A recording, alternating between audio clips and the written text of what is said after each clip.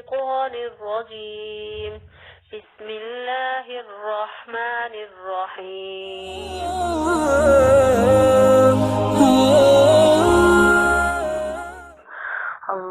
اللهم اهدني فيه لصالح الأعمال، واقض لي فيه الحوائج والآمال، يا من لا يحتاج إلى التفسير والسؤال، يا عالما بما في صدور العالمين.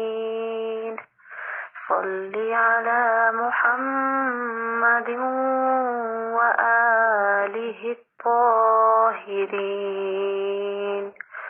صدق الله العظيم.